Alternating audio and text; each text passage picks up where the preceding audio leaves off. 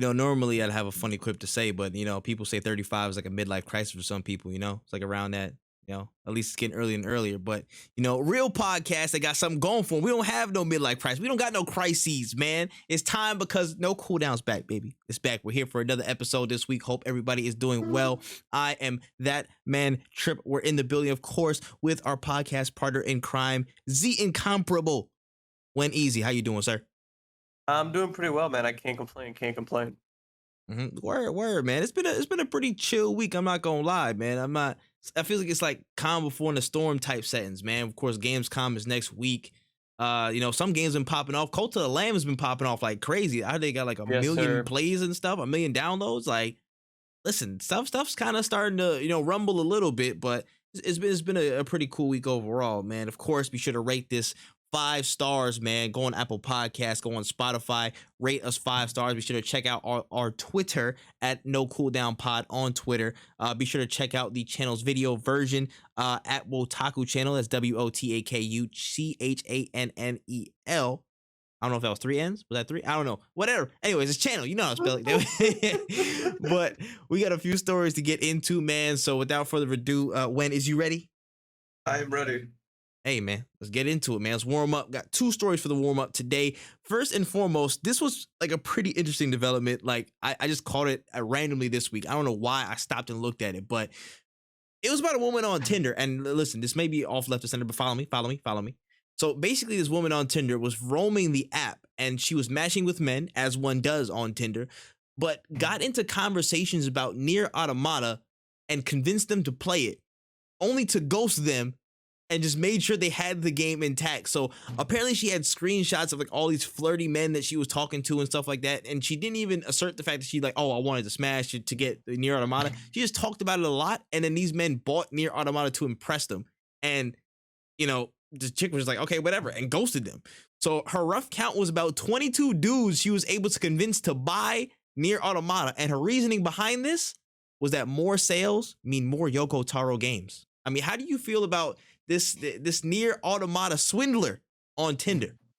I respect it. I respect it a lot, actually, because like, even if you find out that she wasn't that into you, you still gotta play a really, really good game. Like, at least you're like, damn, this is a really. Now, some people are gonna be like heartbroken and they might resent the game, but yo, that game is gas. Like, you gotta put on some gas. It hurts, bro, but hey, now at least you got something to get you through that pain. Yeah. Go ahead and beat you that game you bought.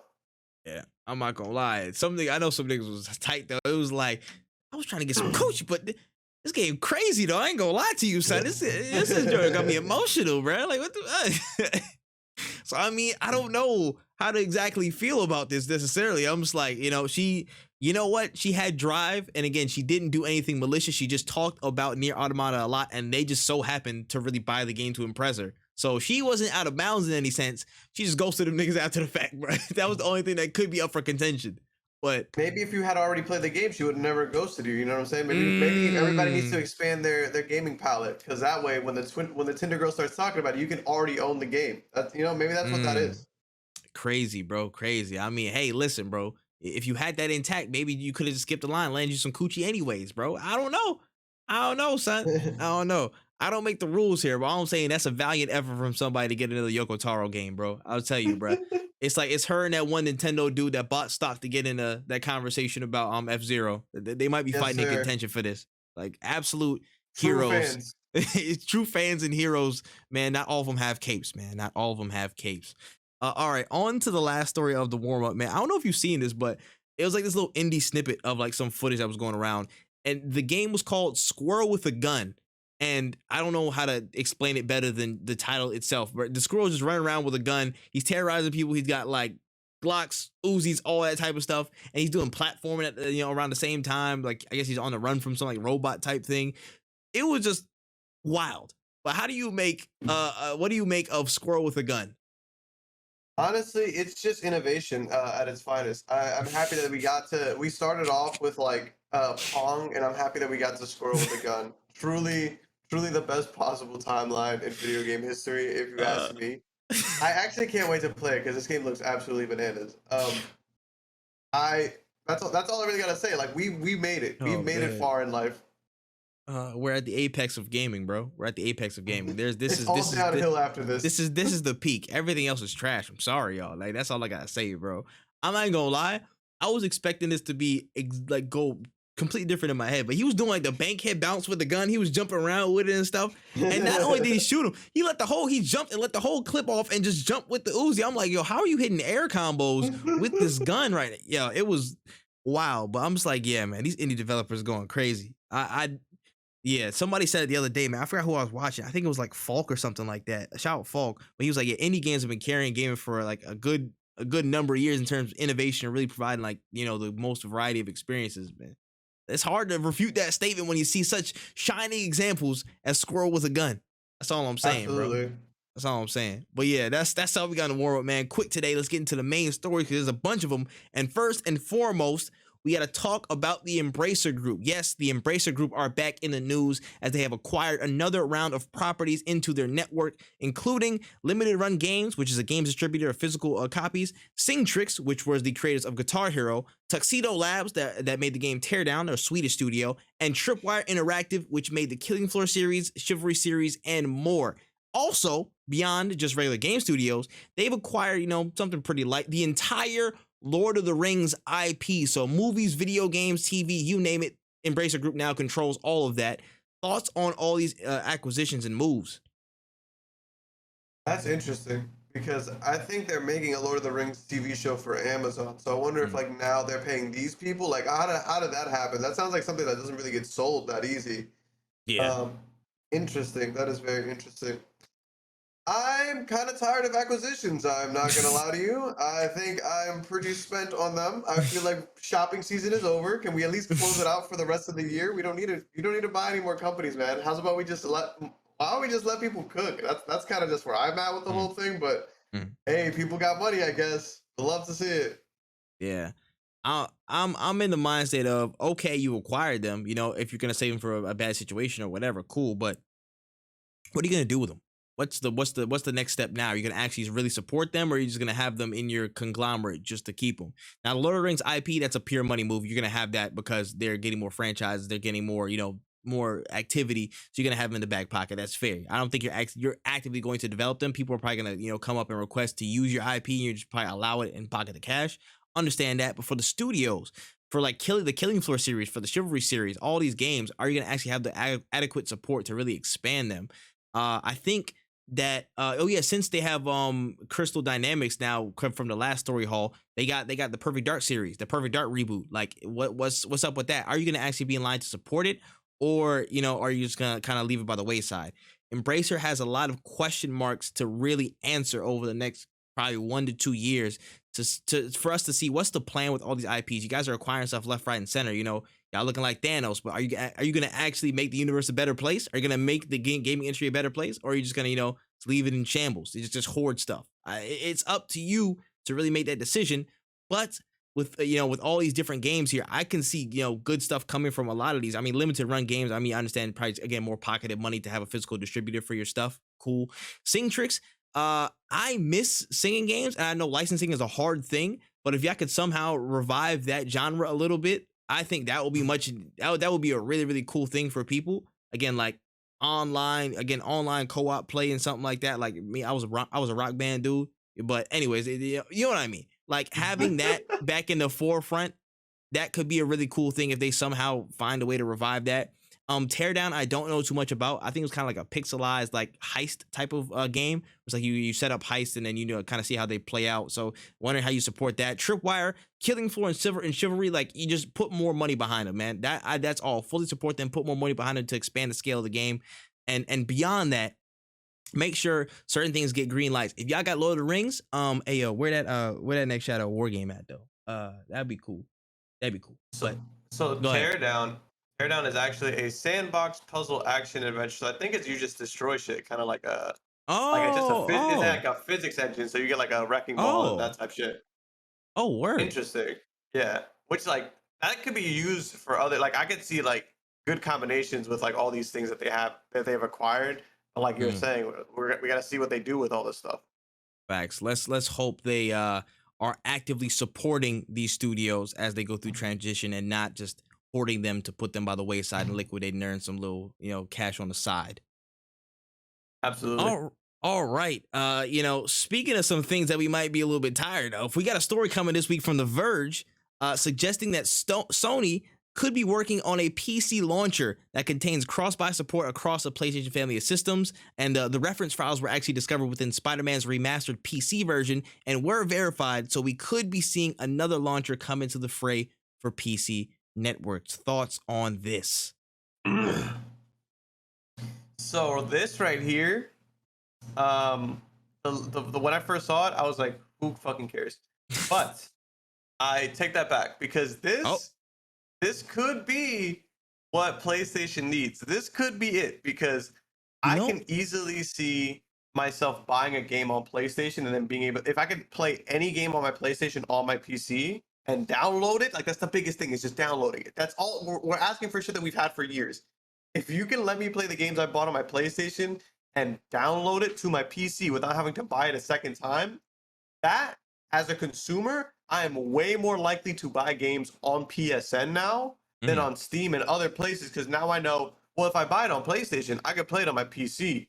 So like those Spider-Man sales that Steam and Epic are getting a little portion of, that goes straight back to Sony. And that's that's really smart. But that's the biggest thing, is you gotta let me play these games like regular PC games. If you say, you could stream it from your PlayStation 5, I'm finna stream these fists to your face, sir. I don't have time for that. Nobody has the internet for that. Just let me download the games that I paid money for on everything, please. Oh, man. No, you're not wrong, bro. You're not wrong. You bring up a good point, man. But it's just the execution in this delivery. One, I don't need no more damn launchers on my console. I really don't. But if you want to be a launcher, if you want to be a competitive launcher, if you don't want to just be another, Ubisoft Connect, yes, I did mention them by name because I don't know what the hell they do on my computer besides collect dust, and I play Watch Dogs every now and again. Like, you know what I mean? Like, to me, I know exactly what you mean. A competitive launcher with the likes of Epic Game Store and Steam, you're going to have some defining factor. You're not going to have I know for damn sure you're not gonna have developer bonuses on the development, and we give them more money for the games that you sell on the marketplace. You're not gonna do that. I already know, because that's Sony. Yeah, that's y'all. Y'all not gonna change the developer prices to make it more competitive, like an Epic Game Store on the back end. You're not gonna do that. Steam already has the setup access and the huge network, so you're fighting an uphill battle against that. The only thing they have going for them is what you mentioned, having that direct line of access to PSN, to PlayStation games. So if you play it on there, are you able to play it on this and beam it? Like, I know like Xbox's launcher, I can, I have some of those games like on Xbox whatever Connect thing, and I can play from there, and it's connected. They have Play Anywhere, so it's like, can we do that? It's only going to happen if they're willing to take that plunge and connect a lot of these games. But I feel like they're also trying to toe this line where we want to get PC sales and we want more PC sales, but we don't want to give you all of our exclusives immediately. They're trying to have it both ways, where we're not trying to give you everything and, kind of hold some stuff on the PS5 in case some people still want to buy the console version. And then they still want to get, tap into the PC market, throw some old stuff on there. We'll throw the launcher on there. I don't know what other games it even includes. So like, if I get like FIFA on this thing, can I play FIFA on there? You know what I'm saying? Is it PSN connected? But if it's anything like a PS Now, I have to connect my stuff through PS Now or stream that joint, I'm going to shoot myself in the foot and then find somebody to throw rocks at you. Like that's the only, there's no other way that it should happen that's actually effective for the consumer than if you actually connect the lines. You have to connect the dots on console versions and the PC launcher that you're planning to drop. So that's the only way I see it could really be done for them. Yeah, I completely agree. Yeah, man. You come with another damn launcher and ruining my RAM, bro. You better come correct, bro. You better come correct. Honestly. You don't have time for that anymore. Like, please. You know what to do. Literally, bro. It's gonna be, they about to drop a launcher for every damn game now, bro. Damn. Jesus. Anyways, let's move on to some more positive news. We got some more multiverses, man. More multiverses news came through, and to everyone's surprise, at the start of season 1, some new visuals came through that just dropped on, Steam page, wherever it's available. And it just showed off Black Adam and Stripe from the Gremlins franchise on the front cover. And, it confirms that they're coming to the roster. And lead dev Tony H confirmed that the two will be coming in Multiverses season 1 at some point. So it's going to be sooner than we think. But, I mean, thoughts on this? And multiverse, that's like honestly might be my game of the year because every time I hear multiverses news, I'm always happy. Like there's always good shit coming from this game. I was like a kid on Christmas because when the first season one patch notes came out, Mm, not patch notes, but like the actual patch yeah, came out. I yeah. remember when they updated, I was in the as soon as I saw it, I was in the Discord like, yo, Black Adam is in multiverses. Like I was super geek. This game Right. is so sick because even though people are trying to leak every single fucking thing about this game, even though people are like really, really trying to find out who they have licensing XYZ, like all the predictions. I think Rick and Morty might have gotten spoiled for me. I'm not sure. Mm, But like there's like everybody's like always trying to like find what's next. It's so annoying. This was like actually mm, something I was genuinely surprised about because I did not expect them to even if yeah. I had any inkling that Black Adam was gonna be in this, I didn't expect it to be this quickly. Um Facts. that's why this game right now is like one of the few games that when I hear news about it, it's something that I didn't expect. So Hmm. shout out to Multiverses. I can't wait till season one. Well, season one technically started. I can't wait for the Morty patch. Hopefully they drop ranked Yeah. in there because Mm. man, do I hate people leaving. Nah, I hear that. I hear that. But yeah, I to kind of address the kind of the spoilery type of thing and like people kind of leaking stuff. I feel like they're taking a very smart approach, and I have an element that's going for them, the player first. It's timing. It's timing. So Yeah. with the leak roster, or allegedly, all these characters were probably already on the thing. You saw who was there, but you don't know what order they're coming in. One and two, they can space all of their stuff out. So you're not gonna know exactly when they're dropping. So they gave no indication when certain characters dropping. They just showed you that graphic. Hey, listen, it's Stripe and Black Adam out of nowhere. No promo whatsoever. No big trailer needed. No nothing. You got surprised, and they still got buzz off of that moment. Timing is gonna work in their favor in this situation because even though they're okay with people leaking their stuff, they still have the element of we can drop it whenever we want. We can drop it whenever we want across this timeline. So you're never gonna know when the game actually, brings these characters in. You can only guess as to what is in there or know what's in there, but you don't know when. And that's still gonna Yeah. drop buzz from the casual people who don't even look at leaks or don't even know where to find leaks because there's still a good amount of them on the timeline. So Yeah. to the average consumer, to the casual that's playing on console or something like that, or even on PC that just doesn't really tap into the news side of it and actively like following Tony and following all these people, they're gonna be super shocked. They're gonna be like, "Yo, what the hell?" Like, it's gonna be a great big moment. It's gonna be huge buzz because they still have that element of timing as a part of it, and there's still a good amount of people who aren't as tuned in to the leakers and the informants across the gaming industry. So that I think they still have that going for them, and it's going to be a really great release window for them, especially in these first couple stages because they have that element about them. So that's cool. Well, speaking on Black Adam and Stripe, Black Adam about to be fire. Honestly, in the meantime, before I get like one of the characters I might actually like, I super want that was like on my wish list, like a Neo or something like that. If he comes in the game, it's a wrap. That's a whole nother thing. What's it called? Black Adam actually might probably be super dope. He might be a super like dope character. I'm interested to see how Stripe and the Gremlins come through.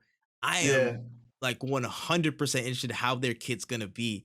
But overall, it's an exciting time to be a fan of this game. It's a very exciting time, man.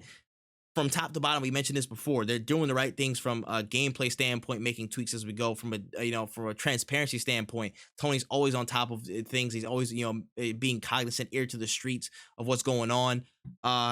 It's honestly a very solid release window that came with the right stuff, and then the tweaks after to support the community and to support everything going into it. It's been making for a great release, bro. But honestly, it keeps going like this. It's definitely in that game of the year conversation. I'm gonna keep it a stack with you. Yeah, that's dead Yeah. honest though. That's dead honest. It really could be in that game of the year conversation.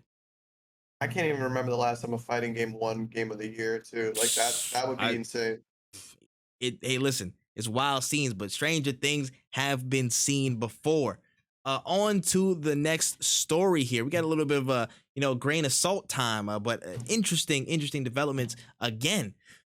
But Spider-Man's back in the news, kind of back in the line of sight again for a lot of people. It's there's again a lot of the snoopers, a lot of the informants, the snitches, the leakers. They've been looking in the files of the PC version that released on August 12th, and they found some interesting tidbits, including superior Spider-Man label and indicators of a player 1 and player 2 within Insomniac's inner files.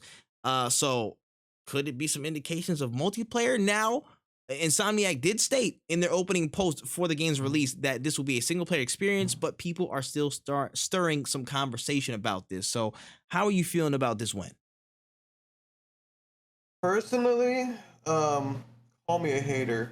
I don't know if I want a Spider-Man co-op. I'm not gonna lie to you. Mhm. At least not in the sense of like me and the homie just swinging around New York. And the Mhm. reason I say this is because I really enjoy Spider-Man, and the things that I enjoy about Spider-Man are just literally web swinging around the city, fighting people.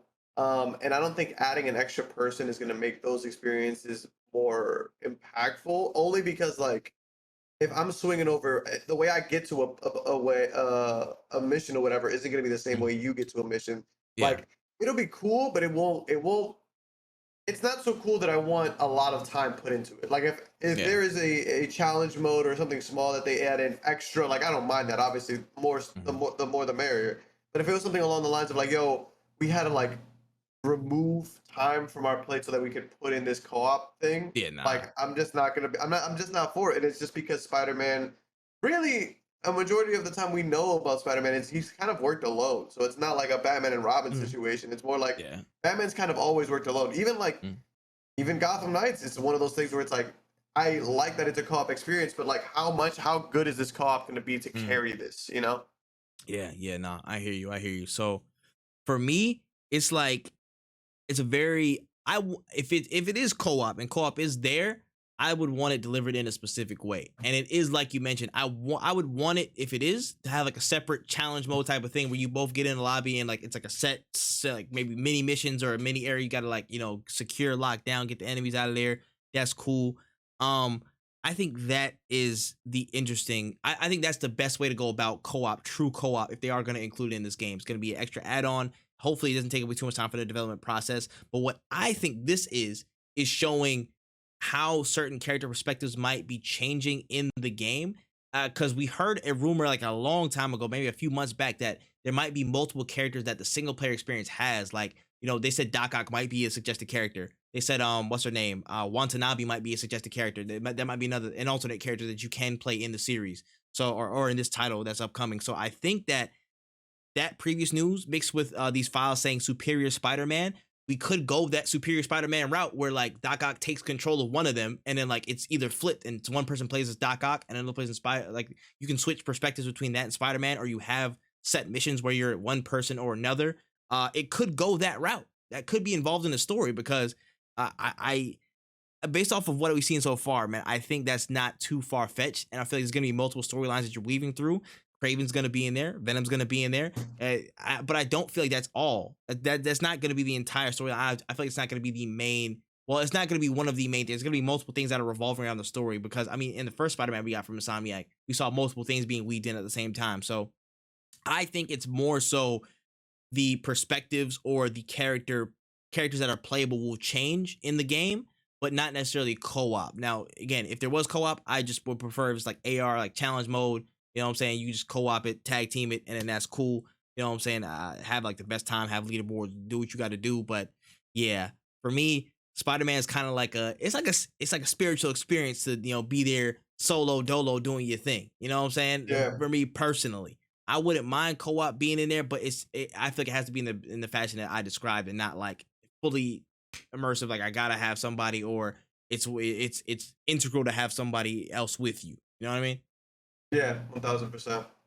Yeah, it's just a little bit techy for me, but yeah, I'd rather just sit back and play Spider-Man how I did in 2018, how I did in many games before. Just chill out. You know what I'm saying? We good, except for friend or foe. Yeah. Friend or foe is co-op. That's a different thing.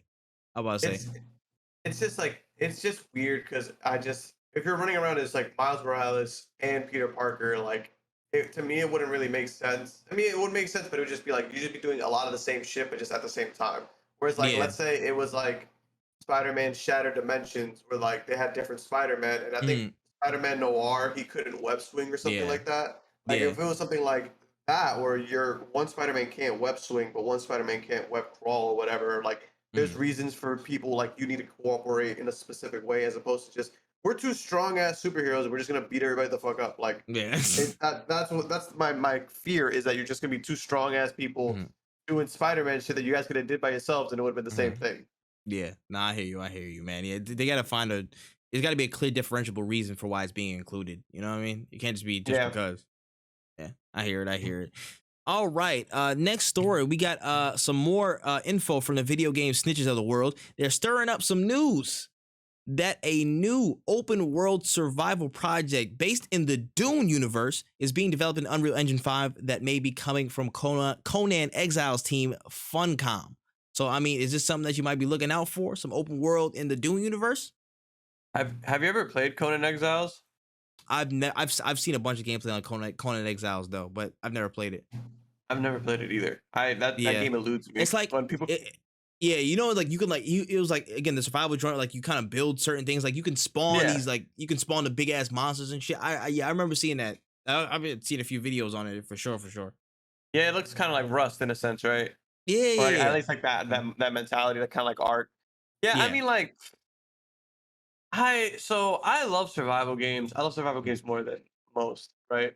The issue I have is when survival games just like what's the word for it? Like when it's things like Rust or Ark where I have to survive with other people. Like I want my survival game to be a solo or like a co-op experience. I don't want to have to deal with like internet trolls to like find water. Like that's my biggest issue. Because it's like you're really be like I'm like doing what the game intends for me to do, and then people will be like, "Oh, I got an AK-47. I'm gonna just shoot you just because you're around." And it's like, "Oh, that's not fun for me." Because like, I gotta be friends with like shitty 13-year-olds, get in their clan so we can go and fuck up other people's gaming experiences. Like that's all they do, and I'm just like, I don't want to. And so if this is a Dune experience that's like Ark, I don't want anything to do with it. Yeah, I hear you, man. For me, I'm just like, I've never seen Dune actually. I've never read the books either, so I'm like, I'm unfamiliar with the franchise as a whole. People tell me it's really good, and I need to get into it. So, I would need some more research on how applicable Dune is for the survival genre. People tell me, it probably very much is. So, I'll be like, my hands are kind of up on this. I don't know how exactly it fit, but yeah, if speaking to that general concept, I like when survival things are very limited in terms of player count. Just let me be me, a couple people at most, and then the elements. That's it. Yeah, I feel you. I'm very much the same way. I'm not gonna go on a rant about the state of survival games, but yeah, like that's my biggest issue. Is like I would love to enjoy the Dune like environment without I banged your mom 67 fucking stealing my resources every time I log off. Like I would love for that. Word, bro, word. I hear you, man. All right, man. Moving into the section that we like to call the trailer trove, man. Dealing with more watchable media and the news stories behind them. We got a few stories from this week, namely three pretty big ones. First and foremost, according to Deadline, Sony have put the order in for a Days Gone movie to be produced. Actor Sam Heughan from the Scottish show Outlander is set to play the main character Deacon, and the movie is said to be a love ballad to motorcycle movies. Now, thoughts on this? Days Gone is honestly a game that I feel like should have been a movie. Like if Days Gone was a movie first and then a game, I think it would have got more love. It would have made sense. It would have made sense. It would have made sense. I haven't played Days Gone after like it got a lukewarm reception, which like in Sony's never play Days Gone. Case, yeah, like in Sony's case for games, it got a lukewarm reception, so everybody was like, "Oh, so it fucking sucks." And that's kind of how that's why I didn't play it. It's just like it's not a crazy Sony experience. I don't know if I want to play it. But it looked interesting. I heard it had a lot of issues though. Out the gate, it just had technical issues. Yeah, it was a lot of super rough. Well, what they were trying to do, like I understand why there was issues. They had like fucking hordes of zombies running at you. Like I have never seen anything outside of like what's this game? Dynasty Warriors have that many enemies on screen trying to kill you. So I cut it slack. I don't ever really call it a bad game, but it's definitely one of those games where it's like I'm surprised this isn't a movie. Yeah, 100%. I dead ass. Out of all the projects that Sony have been trying to push, this I would have been like, yo, I mean, just turn Days Gone is literally a movie. It's literally like a brother movie. It's literally like, you know what I'm saying? Two brothers on motorcycles. One of them gets into trouble. You got to go after him, but there's zombies involved. That's dead ass a movie plot. Michael Bay could have picked that up tomorrow. Like it would have been a Walking Dead spinoff, and we all would have been like, "Oh yeah, that's perfect." Facts. Do one guest cameo at the end, little surprise, Norman Reedus, and then that's it. You know what I'm saying? It would have been fine. But dead ass though, like I'm actually not mad at this being a movie 100%. I'm not gonna watch it, but in terms of the fit, in terms of the fit of it actually being, does it make sense to be a movie? This has all the elements of a movie, man. Like, again, the one, I'm saying, the one, daredevil, badass main character, got some side characters around him, lone wolf, more motorcycle. Like, I'm trying to figure out what motorcycle movies there are in terms of love ballads. Like motherfucker, Wild Hogs, nigga, like that movie, bro. Like, no, that can't be that. They didn't have motorcycles in Boondock Saints, did they? I can't remember. I I actually cannot can't think of remember it. I can't off think the of life of any me. motorcycle. The only thing I can think of is Sons of Anarchy. That's the only thing I can think of with motorcycles. But that's a show, nigga. I'm like, what? That's a show. What the buy there? I'm like, I couldn't tell you what love ballad to motorcycle movies they were actually basing this off of. I couldn't tell you, but I can say this is actually a plus for y'all because y'all should have been moving this way towards a movie for this franchise, anyways. Y'all should have had this IP towards a movie track, anyway. So you know what? I think people might actually dig it. This has the at least functionality on paper to be the movie that makes the most sense for Sony brands, 100%. Yeah, I honestly, I'll probably watch it, but don't be like me. I'll let you know if you need to watch it. Yeah, if I can see it gratis, then maybe I'll check it out. I don't know. I'm not paying money for it willingly though. I'm not gonna lie to you. I'm not paying money for it. On to the next story. This is a pretty big one that we saw this week. So we've of course seen in a previous few days and weeks that WB Discovery were set to cut down a lot of content and staff in order to make some changes after their acquisition and merger. But we didn't know the extent until now. But we're seeing that HBO Max is gutting about 36 shows with 20 original shows that are almost entirely gone from the animation side of the house. And kids programming, with hundreds of episodes being cut. Shows like Infinity Train, OKKO, and more are being completely removed from the service, with a few others like Sesame Street getting cut down in the hundreds in terms of episode count. We're hearing that the reasoning behind this, beyond the obvious cost-cutting and general savings that they were trying to exhibit, was to avoid payments to union-mandated residuals, to actors, rather, and composers involved in those projects. So, trying to kind of shortchanging them a little bit and not paying them money and just canceling their shows. I mean, thoughts on this, man? HBO Max is taking a huge turn. Man, is this not the biggest load of bullshit I've seen in a long time? Like, this is the type of shit. Like, I see this everywhere, and I don't think it's being talked about enough because this is absolutely fucking absurd. The fact that like this is just it's blatant disrespect to artists and their crafts. It's insane that they're just cutting all these things to cut back on a couple dollars, and it's not. They're not cutting costs because people are losing money. It's really just to make investors happy, and these motherfuckers are billionaires. So the reason you can't watch one of your favorite shows, or we're not going to get good shows, is because millionaires and billionaires don't have enough millions and billions. That is genuinely the problem. Is that and it's crazy. It is absolutely insane because there's a lot of good shows. Me and my girlfriend just started Infinity Train, and we literally can't finish it. It was a really interesting show too. I was like, I saw the first couple episodes. Yeah, I saw the first couple episodes. I was low key kind of hooked. I was like, yeah, I can see more of this. So interesting. And then it's like, all right, now it's gone. All right, cool. And the thing is that some of these shows are super hard to find outside of just streaming. So like you got to find a bunch of DVDs. And the thing is too, now people might just buy those up and then sell them on eBay. Like it's facts. It's disgusting. And the only reason is because people who are already rich are not getting richer. So they are taking an L. Like it's so fucking whack, bro. So many good shows taking an L. I hear you, man. It's you hit the nail on the head. It's disgusting, bro. And the craziest shit is, it's like, yo, they delete these shows off the app and off the service, and then they're just like, oh yeah, I mean, half of y'all, we don't even got the footage for y'all, bro. Y'all gonna have to find it your own way. And then that's why some of these people, like, they requested the footage. Like, I literally have the Google Drive link from the person that made Infinity Train on Twitter that has the episodes in their files. They had to literally get it like that. They don't have their OG stuff. They just had to go get, save their stuff on their Google Drive just in case. Also, I got that for you if you need Infinity Train. But you know what I'm saying? Like, it's that level of like, yo, They don't care. WB Discovery don't care, bro. They just trying to cut everything where they can, cut corners. People that again have, it's just such a weird, disgusting turn that one of the most robust, and up and coming platforms. People was really rocking with HBO Max, bro.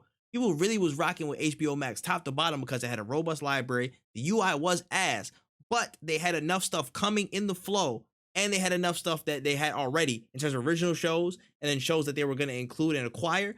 It was super super diverse. People was loving it, and then you just take this turn. You take this turn, man. And it's not down to the people that were working on HBO Max previously. It's down to the new regime that's been changing everything and trying to cut stuff off. But this is sad, bro. This is sad, man. All for some dollars, bro. These great, some of these people's favorite shows, some of these people's life's work, bro. I've been seeing a bunch of stories about how it's been impacting them, and like just them, like, yo, like I literally had all of my stuff, like, in a row. Like I was waiting for this to go up there, and now everything is gone. Like some people who created their own shows can't even find their own work, and that's sad, bro. It's a sad thing, man. It's heartbreaking because you even see like the stories, but these stories have been piling up because like I remember last week we saw a bunch of like cancellations of DC movies that like seemed like they had some promise just because they want to avoid paying taxes. Like that's literally what it is. Like, yo, they're literally avoiding paying taxes, and it's insane because if I was to walk up and like if I was to walk outside my door right now and be like, I'm gonna try to do everything in my power to not pay these taxes, my ass would be in jail. These motherfuckers in our face are like, yo, we're literally fucking people over so that we don't have to pay taxes. And the IRS is like, it happens, bro. Like, man, I hate it here. Yeah. Nah, I'm not gonna lie, bro. Capitalism be some bullshit sometimes. I ain't gonna This lie. capitalism is ass. Yeah, man. For real. Crazy, man. But hey, HBO Max, that's kind of trash, bro. But hopefully I got one, maybe two, maybe three solutions that can, run against what you guys are trying to build over there. I don't know. We can see. We'll figure it out. On to the last story of the trailer trove in a different lane we're going into. But we got some words this week from John Wick director Chad Stahelski on the Ghost of Tsushima movie and that project, and namely over some potential outcomes on how the movie would look. So Stahelski explained that Sony's on board with the movie potentially having an entire cast and delivery in Japanese. So the entire cast would be Japanese, the words would be spoken in Japanese, and it would just come with subtitles. And while they seemingly aren't giving him a whole entire $200 million budget, a lot of things could go his way on the execution of his idea. Now, thoughts on this? Get an interesting take, trying to develop this movie, kind of closer to what, again, what it is, in Japanese. I think this is awesome. I recently watched Tekken Bloodlines. And it was the voice acting was originally in English. And boy, do I wish that was not the case. Because it just wasn't hitting for what you thought it was gonna. Like Heihachi was, I should have watched it in dubbed. And like that's weird me saying I should dub it in Japanese and then read the subtitles. Like it's weird to create a sub. Yeah, to reverse engineer. Yeah, like reverse engineer a sub, but it's just some things feel better in the culture that it started in. And I'm not saying that Tekken, the game with the dude in the lion mask, is like all Japanese culture, but there are just certain things that like I think would be better if they stick closer to home. Tekken was created by Bandai Namco, which is a Japanese company. I feel like if the TV show was linked more towards their roots, it would have been a better experience. And I would hate for Ghost of Tsushima to cast Matt Damon as the Ghost of Tsushima. You tell me they don't got no Dunkin' Donuts out here? And then Ben Affleck is his uncle? Why did you say that, bro? Why did you say that? Now the image in my head, man. Oh, it's Tom Cruise all over again. Just so that they can be in an interview and they're like, man, why did you take a role as a Japanese man? And he's like, listen, I'm an actor. Oh my God. My job is to be other people. I'm not. It's painful. That's so painful. That's an image in my head now. All right. Just to speak on this, man. it's a sad thing sometimes when you realize the fact that most companies are not going to give you a big budget for movies that are outside of the English language. That sucks. But, Yeah. you know, it was kind of plain and clear in that article and what he stated that, they're not going to give him the money that he wants to make a project that's based in another language that's not English. It sucks. But I wish we would get out of this, this freaking English centric sphere of watching things because if you can read, there's a likely chance that you can watch things in other cultures with subtitles, bro. You'll be okay. Yeah. I really hope we start to move out of that stigma. You know what I'm saying? I feel like we have started to move that needle over the past couple years, especially. You know what I'm saying? With people expanding their palettes, looking at other shows outside of their regions. What's it called? What's the name? When Parasite came out, everybody was, that was the big argument for them as well. I feel like that started to move the needle a little bit on that conversation. I hope this can be another piece towards that as well, because I want to see this in Japanese. I want to see this in Japanese. When I eventually and will replay this game, I'm going to be playing it in Japanese with the subtitles English. I'm going to be doing that. That's one of the foremost things I will do. It's so rooted into Japanese culture. Why wouldn't you just go the full way and have the entire cast in Japanese like the game was? You know what I'm saying? Or at least have it close to where most of the game had Japanese people in there, or some Asian descent in that game. It was close to home. Why don't you just go that full way? So for Selesky, man, it's a bold move in terms of the conventional English standards of filmmaking and whatnot in Western audiences. But this is great. This is really great. And again, just to double down on what you said, it really hits different when it's in another language or when it's in its language of origin. I'll tell you this. I kind of watch K dramas. My sisters love them shits. They love them shits. So they got me to watch. Go hard. They kind of go crazy, bro. They kind of go crazy. I'm not gonna lie. I would rate some of them shows over a lot of shows that come out now. I'm gonna be dead ass serious, bro. But there was just one show that they told me to watch called Goblin, and I knew nothing about the show. I was like, whatever, it's cool, blah blah blah.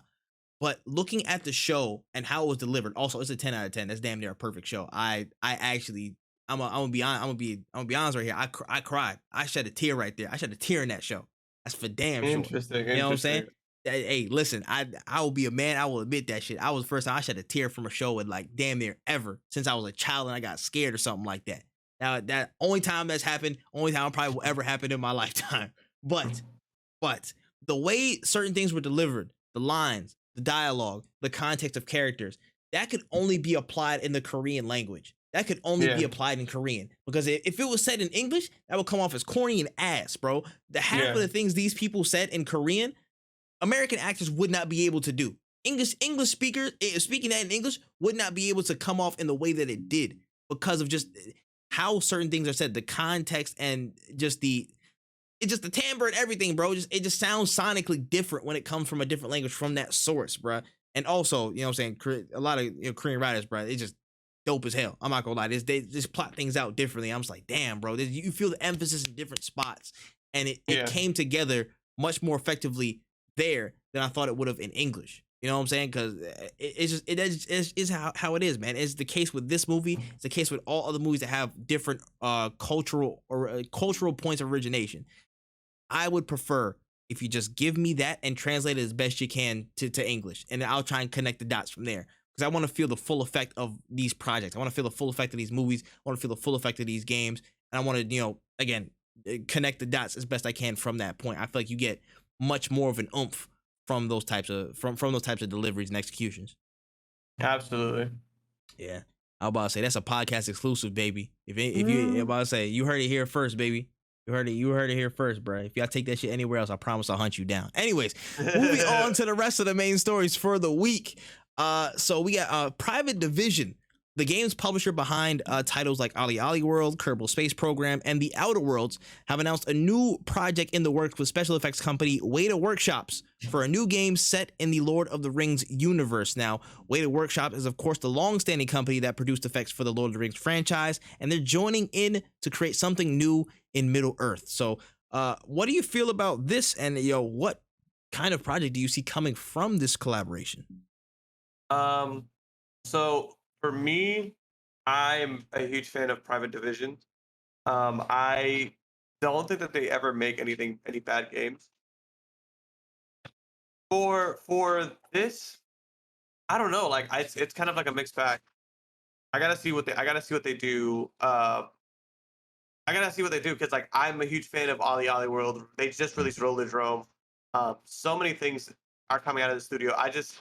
I'm excited, but there's not many good Lord of the Ring games. mm, yeah. I would tend to agree, but in the last few years they have dropped. They dropped the Middle Earth series. You know what I'm saying? So that was Yeah. fire. I'm I'm going to go off on a limb and say that Gollum game will not be great because I don't give a What would damn make you about. say that? Shut up. But Private Division has a lot in their locker, and they could unlock a lot of different stuff. Again, Hades was published under them, so they could employ the people who made Hades to make something in Middle Earth, which I can see that being very, very possible. The Outer Worlds, you know what I'm saying, the Obsidian team, any type of narrative, you know what I'm saying, under an Obsidian style game in Middle Earth would be kind of fire. You had the magic, you got everything to deal with. That's pretty dope. That could be good. There's a couple of different possibilities, man. Me personally, I love to see, you know what I'm saying, some type of Outer Worlds or Fallout style game in Middle Earth.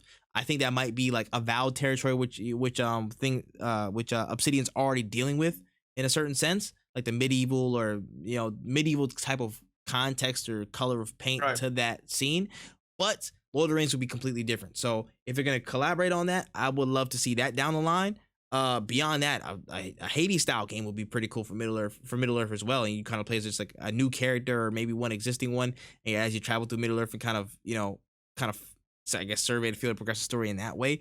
But I think this is a good collaboration. Lord of the Rings has a lot of stories and a lot of lore that Private Division could really use to their advantage. And Private Division, I think, has some really good developers under their wing to create something great. So I think this is a pretty good one. Yeah, I Yeah. will have to see. Yeah, man, we'll have to see. We'll have to see. On to this interesting development for the next story. We've heard word this week that a new game set in the Avatar universe, and not the blue people, the other one, the Avatar universe entitled Quest for Balance is set to release, with the game being an RPG open world set in the similar world scale as Breath of the Wild, and the story's been depicted as a retelling of some of the stories from Avatar: The Last Airbender series from memories of White Lotus members. Yes, the Order of the White Lotus members, setting the scene over a game of Pai Sho with potential several characters being playable in different scenarios. Now, some rumors are stating this game could come November 8th of this year on current and past gen consoles and PC as well. So, thoughts on this? An Avatar game coming out really soon with that I've never heard of until just now does not make me excited. I'm not gonna lie to you. The only time I ever hear about games right when they're coming out and like not see anything about it, I don't. Again, we've never had a good Avatar game, um, and I know that licensed games in that era weren't good to begin with. Like they didn't have big budgets, they didn't have anything. They just kind of hoped that people would buy it just Hmm. because Aang's in it, you know. Yeah. Um, it is it a universe that could do well in a video game setting? Absolutely, 100%. Can I think of any company that is like because who's making this? Like this, Um, Let me see. I can look for. I didn't get any indication of a studio. Honestly, we just got the and rumor that that's the project bad. is coming. That's also it's also very Like worrying. that's a But bad sign because let me double check it. I'm not saying that like there Oh, can't got be it. Yep. anybody. It says Paramount and its subsidiary Avatar Studios and Game Mill. So I gotta research these guys a little bit. Like I've never heard of these people. And Uh, I'm not saying I know every single game company, but like people who I think would do a bang up job in an Avatar game, Insomniac. I could see them doing a one really hundred good job percent. with it. Like, um, Santa Monica, maybe. I could see Santa them doing a Monica good will go job, but like, crazy. no, it would just be like, I'm not saying like when I say maybe, it's just because I can't think of it, but I have faith in them to do something Yeah, cool to with actually do it. something. Yeah, yeah.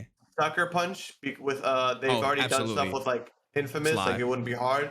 Yeah, it's Yeah. not like I you would need movement because a lot of the Mm, characters would use movement based shit. I'm assuming in an mhm. RPG.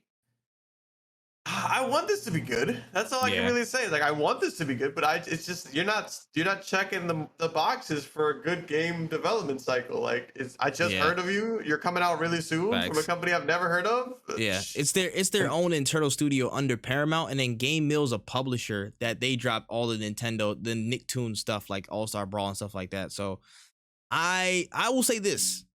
I am pretty worried. I'm not gonna lie to you, man. I'll give you I can give you news bits and unbiased thoughts, but if you're gonna say you're dropping November 8th of this year with no promo, no first trailer, no nothing, no indication that hey, we're coming out, that's kind of a worrying sign to me a little bit. It feels like y'all are trying to take the hype of that announcement being there to mask what y'all are delivering.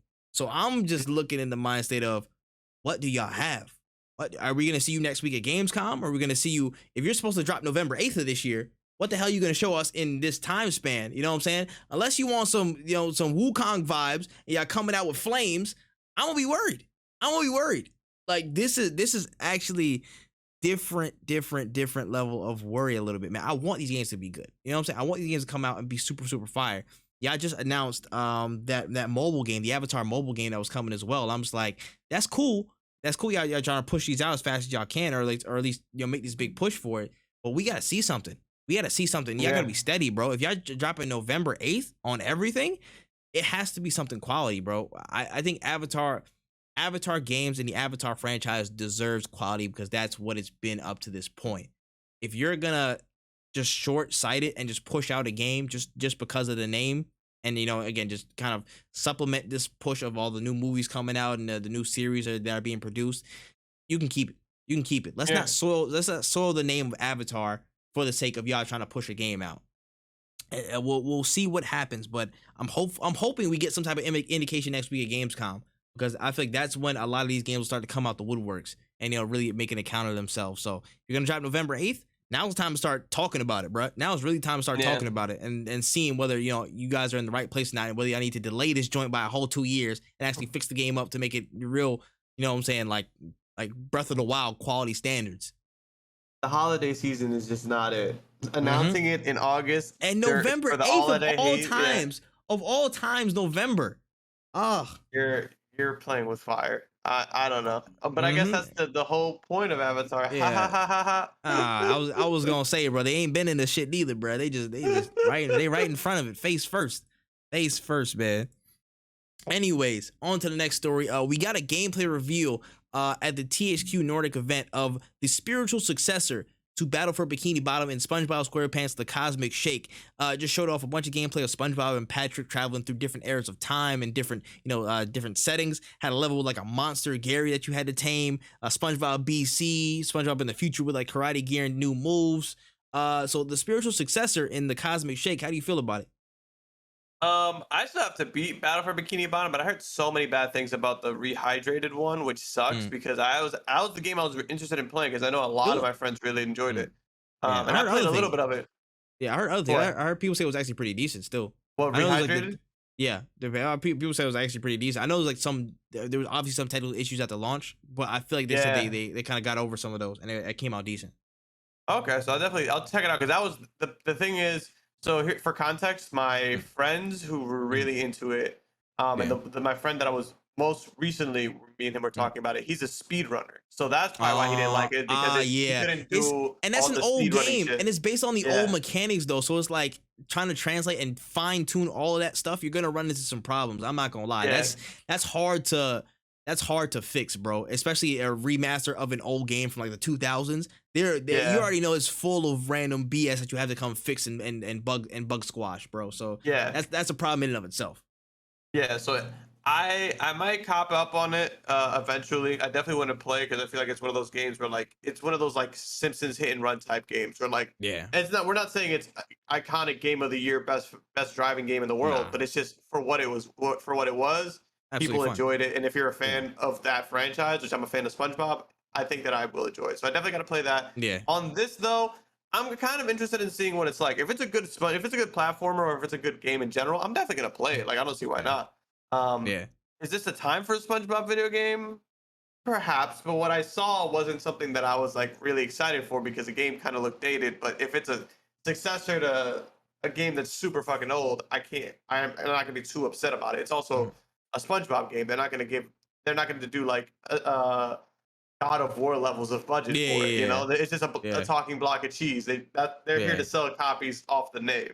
yeah. 100%, 100%. But honestly, it's like, yo, once the game goes on sale, I'll be looking out for it. That's just my Mhm. personal opinion. Like, yo, SpongeBob games usually like are always pretty decent. Either like, decent or cult classics, the ones I've played at least. Like, low key, they need to remake that. What's the name? SpongeBob, like it was like Lights, Camera, Pants or something like that. Whatever that one was, the multiplayer John. That one, I need that one back because that was fire. That game was fire, bro. And we need more multiplayer co-op party experiences, man, on everything. So I'm cool with the Cosmic Shake, bro. It actually looked pretty decent. And again, it's probably gonna have the same SpongeBob style that we all know and love. So it should be due to be a decent game. Absolutely. Mm-hmm. On to the penultimate story. We got a quick little flash that a new South Park game is in the works. Now, THQ Nordic revealed the South Park logo during the showcase last week. We haven't seen it since 2014 with the Fractured But Whole title, pun intended. So the series will definitely be coming back, and it will be coming back relatively soon. So thoughts on a new South Park game? I think I own all of them on my Switch. I don't ever beat them because I'm terrible at beating games. But I really enjoyed the first one. Second one improved on it. The thing about those games is that they're like genuinely funny and they're Yeah. genuinely good. Like they're Mhm. genuinely good games, which is Yeah. really actually exciting. Because this is one of the licensed games that I don't really cut slack for because they don't need Yeah. it. Like I got SpongeBob games like, oh, it doesn't look good. Yeah, well, it's a SpongeBob game. What can I do? Mhm. Like a South Park game, if it's not funny and it doesn't play well, I'm Yeah. gonna be disappointed because like they actually make Facts. good games. Facts. And the crazy thing is, like, one of them was in the earshot of like a game of the year conversation. One of them definitely was. I think it was the first one. I think it was Stick of Truth was definitely in the shout for like a game of the year That game was conversation. so good. Yeah. People was loving it. I didn't think I didn't watch too much South Park when I was a kid and stuff like that, so I'm not like too attached to the series. But when I seen people play through it, I was hooked. I was in there watching it, like, yo, this is actually hilarious, son. Like, and the gameplay did fit it again, like some like the turn based stuff that they were doing. So I was with it. I was honestly with it, and I'm with that rapport built, I'm looking for the next one, man. I'm honestly interested in looking at the next one. I might pick it up myself. Yeah, I bought the first two on my Mhm. Switch, and Mhm. honestly, every so often I re-download it to go back because I'm like, damn, this is such a Mhm. good game because it was such a Mhm. good RPG. Yeah.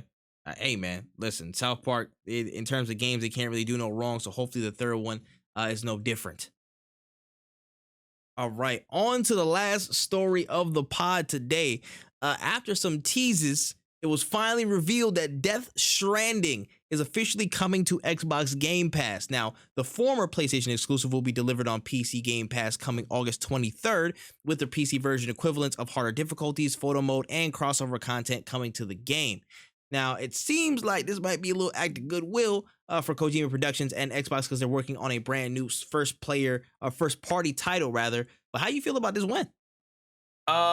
Huge dub for the Game Pass. Death Mm, Stranding, one of my favorite games. Honestly, this game is really good. I'm really happy that it's on Game Pass. Could it be like a token, like you're saying, like a act of goodwill? Like yes and no. I think it's mm, interesting because Death Stranding was exclusive to PlayStation, and then it went on PC, and then the director's version came out on PlayStation, and then the director's mm, version came out on PC. Now it's on Xbox. So my question is, is this becoming the end of the Kojima PlayStation exclusivity era? Because in mm, Metal Gear Solid 4 is when Kojima put Metal Gear Solid on the Xbox for the first mm. time. It was like, yo, Yeah. you guys can play this, which was nuts because that was like Mm, the ending of the entire Metal Gear Solid mm, legacy. But it was it's interesting to see that he's not taking it slow with working with Xbox. mm. I wonder if like the game that they make on Xbox, if that's gonna be the same way Death Stranding has been released, where it's gonna be on Xbox, then it's gonna go to PC, then it's gonna go to it's gonna be on Yeah. Xbox. The director's cut will be on Xbox as well. Then it's gonna go to Mm, PC, and then finally, it'll go on like PlayStation Plus or something. Like I wonder if we're yeah. gonna see that. I don't know, bro. That's a huge ass, I you know what I'm don't think saying? so. Like trail sign. I'm like, damn, that's a long ass chase. I ain't gonna lie, just to get there. But I will say this.